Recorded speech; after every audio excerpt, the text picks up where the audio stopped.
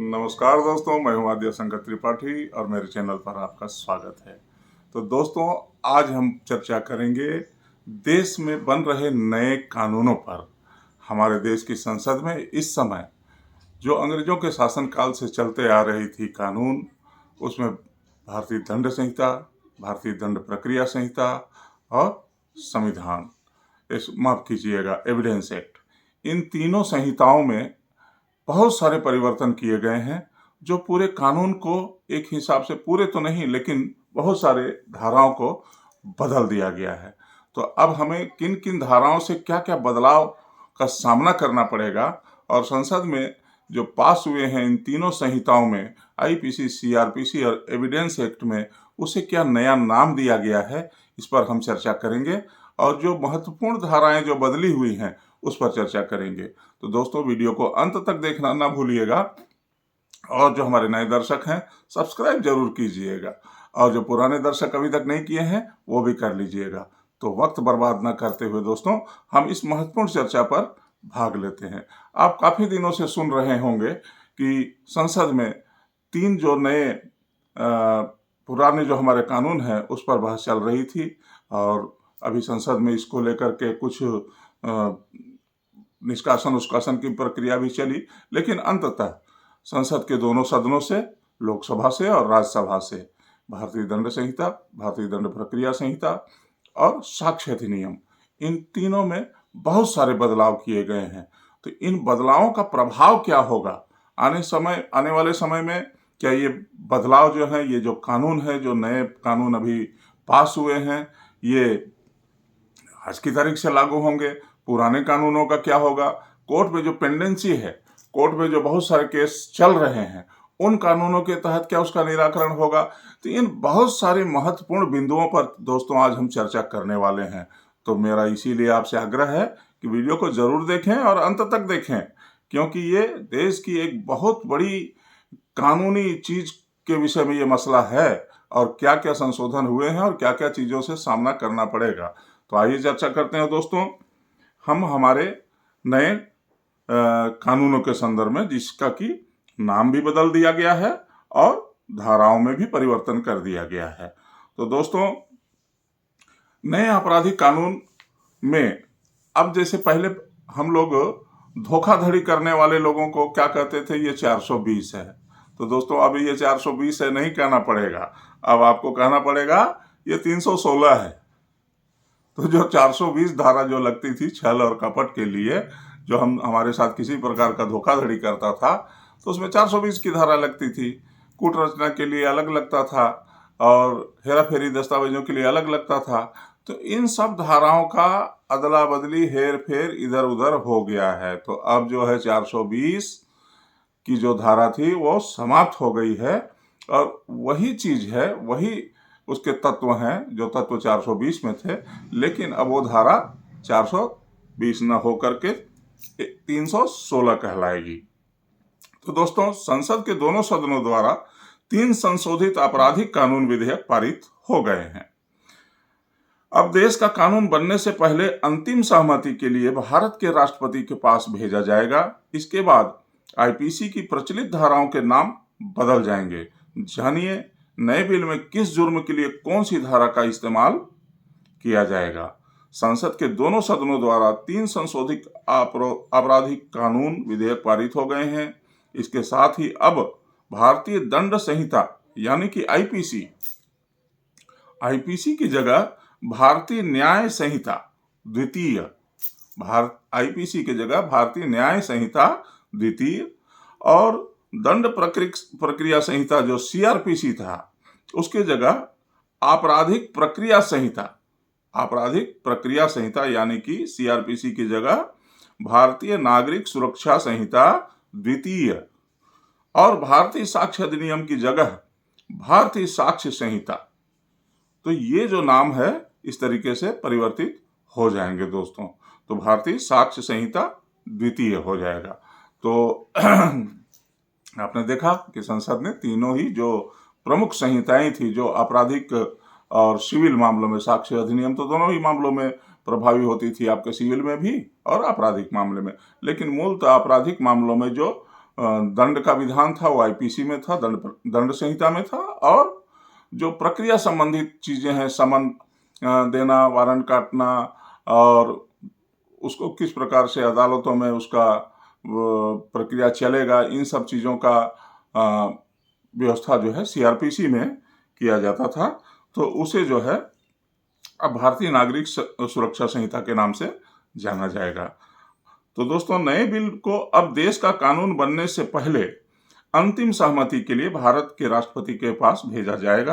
दोनों सदनों में चूंकि पास हो ही गया है और राष्ट्रपति के हस्ताक्षर होते ही ये तीनों संहिताओं का नाम भी बदल जाएगा और बहुत सारी धाराएं भी लागू हो जाएंगी, जो आमतौर पर हम सभी सुनते रहते हैं। और अब उनकी जगह नए धाराएं जो लागू हो गई हैं वो क्या होगी?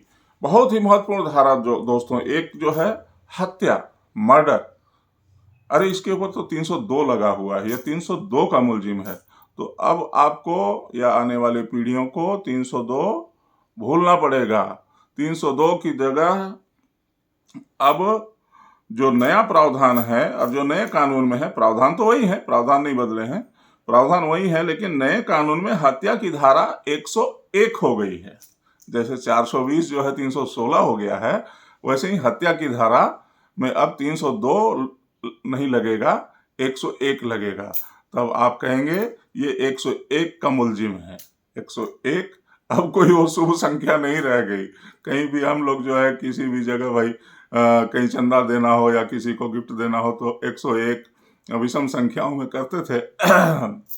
तो अब 101 जो है वो हत्या की धारा में लग जाएगा। तो इसी तरीके से नए बिल में धारा 302 कहाँ लगेगा? 302 भी एक धारा तो है ही है। तो 302 जो है छिनैती, किसी से छीन झपट जो करते थे हम लोग, उद्यापन वगैरह, लूट वगैरह, इस तरीके का छिनैती में लगेगा। छिनैती में 302 लगेगा दोस्तों। और आईपीसी में धारा 420 धोखाधड़ी का अपराध है, जबकि नए बिल में धोखाधड़ी के लिए धारा 316 लगाई जाएगी। नए बिल में अब धारा 420 नहीं है। आईपीसी में धारा 144 अवैध जमावड़े से संबंधित था। इसका मतलब है कि 4 से अधिक लोग जो है एक जगह पर जमा नहीं हो सकते। नया जो बिल है इसकी जगह अब धारा 187 लगेगी। आईपीसी की धारा 121 भारत सरकार के खिलाफ युद्ध छेड़ने या युद्ध छेड़ने का प्रयास करने या युद्ध छेड़ने के लिए उकसाने के लिए लगती थी। उसकी जगह अब नए बिल की धारा 146 लगेगी। आईपीसी की धारा 499 मानहानि, डिफॉर्मेशन से संबंधित थी। इसकी जगह नए कानून की धारा 354 लगाई जाएगी। आईपीसी की धारा 376 बलात्कार, दुष्कर्म के मामलों में लगती थी, जिसकी जगह अब धारा 63 लेगी। अब जो है 376 का मुलजिम धारा 63 का मुलजिम हो जाएगा। और धारा 64 सजा से संबंधित है। तो 63 उसमें परिभाषा है, जो 375 में परिभाषा हुआ करती थी, अब वो 63 में परिभाषा हो जाएगी। और 376 के जगह जो बलात्कार, दुष्कर्म के आरोपियों को दंड मिलता था वो अब 64 से के तहत दी जाएगी। जबकि धारा 70 गैंग रेप के अपराध से संबंधित होगी। धारा 70 आईपीसी की धारा 124A जो राजद्रोह मामले में लगती थी, जिसकी जगह अब नए कानून की धारा 150 लगेगी।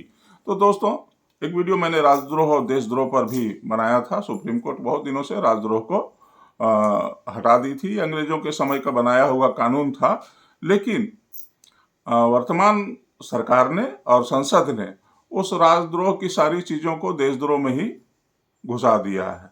तो एक प्रकार से वो हट गया, वो धारा तो हट गया, लेकिन चीजें जो है, जो पहले राजद्रोह हुआ करती थी, अब वो देशद्रोह में आ गया है और इसके बहुत ही कठोर दंड है दोस्तों। तो अब जो है 124 राजद्रोह के मामले के जगह 150 लगेगा। तो ये जो बदलाव हुए हैं दोस्तों, इसके बाद जो है पहले क्या होता था कि दंड प्रक्रिया संहिता के अंदर हम लोग सरकारें जो हैं, जो राजनीति से प्रेरित मामले होते थे या अपने विरुद्ध कुछ मामले होते थे, मैं नाम नहीं लेना चाहूँगा, बहुत सारे राजनीतिक दल हैं जो अपने विरुद्ध चल रहे मुकदमे को या अपने पार्टी या दल से संबंधित राजनेताओं के ऊपर चल रहे मुकदमे को वापस ले लेते थे। तो अब उसके लिए जो है इस नए जो कानून है, जो नया संशोधन आया है, इसमें 321 जो प्रमुख धारा होती थी, जिसके तहत इस नए प्रस्तावित कानून में कई खूबियां हैं और इसे विशेषकर अपराध के पीड़ित को ध्यान में रखकर बनाया गया है। पहले क्या था कि जो पीड़ित व्यक्ति होता था, विक्टिम होता था, उसको सुने बिना ही जो है उसका मुकदमा, भाई किसी को तकलीफ हुई है, किसी को कोई कष्ट है, किसी के विरुद्ध कोई अपराध हुआ है, तो वो एफआईआर दर्ज किया, मुकदमा कायम हुआ, कोर्ट में गया और आप उसको सुने बिना उसने जो मुकदमा कायम किया था जिस भी व्यक्ति के विरुद्ध, उसको आप वापस ले लिए, सरकार ने वापस ले लिया, तो उसको न्याय कहाँ मिला। तो इस चीज को ध्यान में रखते हुए अभी जो नया कानून इसमें जो लाया गया है, तो मुकदमा वापस लेने के लिए सरकार के एक तरफा अधिकार पर अंकुश लगाया गया है। अब जो है सरकारें जो हैं उस मुकदमे को एक तरफा बिना सुने वापस नहीं ले सकते। नया कानून कहता है कि मुकदमा वापस लेने की अर्जी मंजूर करने से पहले पीड़ित को पक्ष रखने और सुनवाई का मौका दिया जाएगा, जबकि अभी लागू मौजूदा कानून अपराध प्रक्रिया संहिता सीआरपीसी में ऐसा प्रावधान नहीं था। मुकदमा वापस लेने का एक तरफा अधिकार सरकार को नहीं होगा। इससे साफ है कि नए कानून में राज्य सरकार का मुकदमा वापस लेने का एक तरफा अधिकार नहीं रहेगा। इसमें पीड़ित की मर्जी चलेगी। इतना ही नहीं, इससे राजनीति से प्रेरित होकर मुकदमे वापस लेने की जो प्रवृत्ति है उस पर भी रोक लगेगी। कई बार सरकारें सत्ता में आने के बाद इस तरह के कदम उठाती हैं और 2013 का उत्तर प्रदेश में सपा सरकार का बम विस्फोट के आरोपित आतंकियों के मुकदमे वापस लेने का प्रयास मामला उल्लेखनीय है। हालांकि कोर्ट ने इजाजत नहीं दी थी। अपराध किसी व्यक्ति के खिलाफ नहीं बल्कि राज्य सरकार के खिलाफ हुआ माना जाता है, इसलिए कभी किसी अपराध में मुकदमा सरकार लड़ती है, व्यक्ति नहीं लड़ता। आपने रिपोर्ट दर्ज कर दिया, पुलिस ने इन्वेस्टिगेशन किया, उसके बाद आपका मुकदमा सरकार लड़ती है। केस की अभियोजक सरकार होती है। ज्यादातर मामले में राज्य सरकार अभियोजक होती है, क्योंकि कानून व्यवस्था पुलिस राज्य का विषय है। कुछ मामलों में जिसमें केंद्रीय एजेंसियों ने जांच की होती हैं, तो अभियोजक केंद्रीय एजेंसी जैसे सीबीआई आदि होती है। तो कोर्ट की इजाजत से केस लिया जा सकता है वापस। जब कोर्ट इजाजत दे दे तो आप ले सकते हैं। कानून में प्रावधान है कि पब्लिक प्रोसिक्यूटर, जिसे आम भाषा में सरकारी वकील या लोक अभियोजक कहा जाता है, केस में फैसला आने से पहले कभी भी मुकदमा वापस लेने के लिए अर्जी दाखिल कर सकते हैं। इसके लिए मैंने अलग से वीडियो बनाया है, आप चाहें तो उसमें देख सकते हैं, जो पहले धारा 321 हुआ करती थी सीआरपीसी में। तो उसकी कुछ शर्तें रखी गई हैं और कोर्ट की इजाजत से केस वापस ले सकते हैं। अभी लागू सीआरपीसी की धारा 321 में लोक अभियोजक मुकदमा वापस लेने का प्रावधान है और नए प्रस्तावित कानून भारतीय नागरिक सुरक्षा संहिता की, जो नया अभी हमने बताया कि नाम बदल गया है, अब धारा 360 में भी ऐसा ही प्रावधान है। तो जो प्रावधान पहले सीआरपीसी की धारा 321 में थी, अब उस प्रावधान को धारा 360 में कर दिया गया है। लेकिन 60 में करने के साथ साथ उसमें ये जोड़ दिया गया है कि अब विक्टिम को, जो पीड़ित व्यक्ति है, उसको सुनवाई का अवसर दिया जाना चाहिए। कोई भी अदालत पीड़ित को पक्ष रखने का मौका दिए बगैर मुकदमा वापस लेने की अर्जी स्वीकार नहीं करेगा। ऐसा नहीं कि कोर्ट भी है जो मनमर्जी से मुकदमा वापस लेने का स्वीकृति दे देगा। नए कानून में जोड़ी गई इस पंक्ति के बहुत मायने हैं। इससे पीड़ित का मुकदमा वापस लेने का विरोध करने का अधिकार सृजित होता है। कानूनन उसकी बात सुनी जाना अनिवार्य किया गया है। अभी तक कानून में पीड़ित के ऐसे किसी अधिकार की बात नहीं की गई थी। ये बहुत महत्वपूर्ण बात है दोस्तों। जो पीड़ित व्यक्ति है उसकी बात सुनी जाना बहुत ही महत्वपूर्ण है। न्याय अगर आपको देना है तो यदि आप ही कातिल, आप ही मुंसिफ और आप ही दरोगा, तो कैसे होगा बॉस न्याय ऐसे नहीं हो सकता है। तो ये बहुत महत्वपूर्ण संशोधन है जो सरकारें मुकदमा वापस ले लेती थी, अब जो है बिना पीड़ित को सुने हुए ये मुकदमे वापस नहीं लिए जा सकते। सुप्रीम कोर्ट ने तो 2021 में केरल राज्य बनाम के अजीत के मामले में तो लोक अभियोजक की ओर से सीआरपीसी की धारा 321 में दाखिल की गई मुकदमा वापस लेने की अर्जी पर विचार करने संबंध में विस्तृत दिशा निर्देश भी जारी किए। और इतना नहीं, सुप्रीम कोर्ट ने वर्तमान और पूर्व सांसदों विधायकों के खिलाफ लंबित आपराधिक मुकदमों की निगरानी के मामले में 10 अगस्त 2021 को आदेश दिया था कि हाईकोर्ट की इजाजत के बगैर किसी भी वर्तमान और पूर्व सांसद या विधायक के खिलाफ मुकदमा वापस नहीं लिया जा सकता है। साथ ही कहा था कि ऐसे अर्जी पर विचार करते समय केरल मामले में दिए गए दिशा निर्देशों का पालन किया जाएगा। उस आदेश में सुप्रीम कोर्ट ने कहा था, इस धारा में मिली शक्ति का इस्तेमाल व्यापक जनहित में अच्छे इरादे से किया जाना चाहिए। बताते चले दोस्तों आपको कि कानून में तय व्यवस्था के मुताबिक लोक अभियोजक मुकदमा वापस लेने का अर्जी संबंधित अदालत में दाखिल करता है, लेकिन सुप्रीम कोर्ट ने माननीयों के मामले में यह अधिकार हाईकोर्ट को दिया है। तो ये जो माननीय लोग हैं, जानते हैं आप लोग माननीय लोग कौन होते हैं? हमारे चुने हुए प्रतिनिधि होते हैं, विधायक होते हैं, सांसद होते हैं, मंत्री होते हैं और बहुत सारे माननीय लोग होते हैं। तो इनका मुकदमा वापस लेने का अधिकार हाईकोर्ट को दिया है, लोअर जुडिशरी को नहीं दिया है, ताकि आप किसी भी प्रकार से उन्हें प्रभावित करके अपने पक्ष में मुकदमा वापस लेने का आदेश प्राप्त न कर लें। तो माननीयों के मामले में यह आदेश सुप्रीम कोर्ट ने न्यायमित्र वरिष्ठ वकील विजय हंसारिया के सुझाव पर जारी किया था। हंसारिया ने ऐसा आदेश जारी करने का अनुरोध करते हुए कहा था कि विभिन्न राज्य सरकारें सीआरपीसी की धारा 321 में मुकदमा वापस लेने की शक्ति का इस्तेमाल करके सांसदों विधायकों के खिलाफ लंबित आपराधिक मुकदमे वापस ले रहे हैं। तो ऐसी परिस्थितियों में ये सब संशोधन लाए गए हैं। तो दोस्तों, ये बहुत ही महत्वपूर्ण संशोधन है। अब संशोधन तो बहुत सारी धाराओं में हुए हैं और उन सारे धाराओं का अगर मैं अभी उल्लेख करूं तो ये बहुत ही लंबा वीडियो खींच जाएगा। तो आज के लिए आप इतना ही समझिए कि आपके समक्ष एक और चीज़ है। जो पहले 304A लगता था, आप जो है रोड में मार करके निकल लेते थे, और उसके लिए जो 304A का मामला लगता था दोस्तों, उसमें जो है 2 साल की मात्र सजा थी। तो क्या होता था, उसमें बहुत सारे लोग जो है मैनेज कर लेते थे, ड्राइवर कोई और होता था, रिपोर्ट किसी और के नाम लिखा देते थे। और अब हमारे यहाँ आप जानते हैं कई चीज़ें हैं, लोग दूसरे का जुर्म भी जो है पैसों के लिए अपने ऊपर ले लेते हैं। ऐसे भी पागल लोग हैं यहाँ पर, मैंने देखा है कई लोगों को ऐसा प्रयास करते हुए। तो अब उसमें सजा हो गई है दोस्तों 10 साल। आप मोटर से गाड़ी से किसी को यदि मार देते हैं और उसकी मृत्यु हो जाती है, तो आपको 2 साल की जगह नहीं, 2 साल की सजा नहीं, 10 साल की सजा होगी। तो सजा में बहुत भारी वृद्धि की गई है। और उसमें एक चीज आपके लिए जोड़ा गया है कि जो पीड़ित है, जो इंजर्ड है, जो चोटिल है, या जैसा भी उसकी स्थिति हो, अगर उसको आप अस्पताल पहुंचा देते हैं तो आपके सजा में कुछ कमी की जा सकती है। लेकिन इसमें 2 चीजें हैं दोस्तों। एक तो हमारे देश की जनता इतनी भावुक है, आक्रोशित है कि न तो रिश्ते में, न तो नाते में, न जान न पहचान, लेकिन अगर पकड़ लिए गए तो जनता खूब ठोक ठाक भी देती है। तो वहाँ आपको इस चीज़ का भी डर है। हाँ, लेकिन मानवता जो है ये कहती है कि अगर गलती से, जानबूझकर तो कोई किसी को मारता नहीं है, गलती से आपकी गाड़ी से किसी को कोई दुर्घटना हो गई है, तो आपका उत्तरदायित्व तो बनता है कि आप उस पीड़ित व्यक्ति को, चोटिल व्यक्ति को अस्पताल जरूर पहुंचाएं।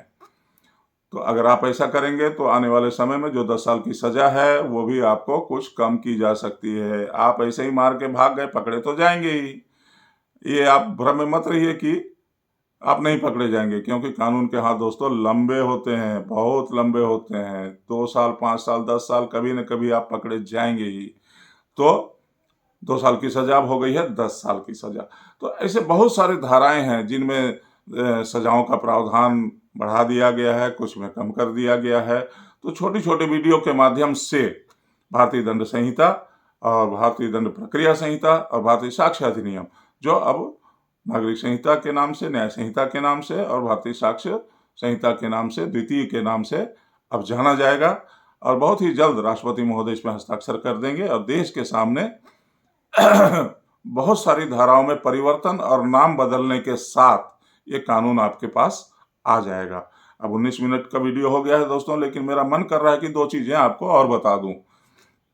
तो 2 चीजें इसमें क्या है कि जो पुराने मामले हैं, जो वर्तमान में न्यायालयों में पेंडिंग हैं, उन पर क्या ये जो नए धाराएं हैं वो लागू होंगे। मान लीजिए 304A का ही मामला है जिनमें 2 साल का सजा था, ऐसे लाखों मामले न्यायालय में पेंडिंग हैं। तो दोस्तों, उन मामलों में जो पुराना कानून है वही दंड और वही प्रावधान लागू होंगे जो पुराने कानून में व्यवस्था है।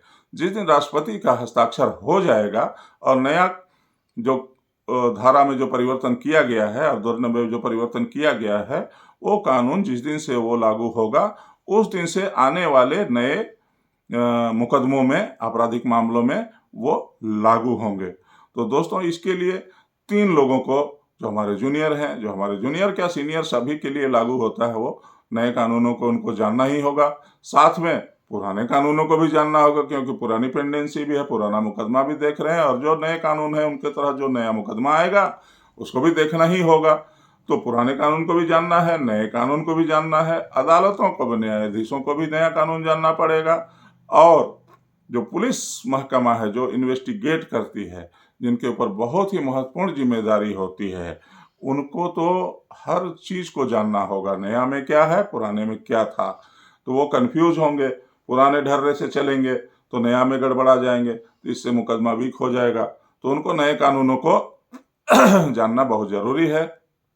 तो उनके साथ साथ हम जैसे आप जैसे आम लोगों को भी अपने देश में प्रचलित और अपने देश में बने नए कानूनों को जानना बहुत जरूरी है दोस्तों।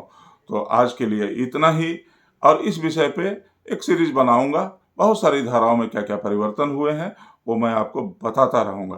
तो दोस्तों, वीडियो आपको कैसा लगा?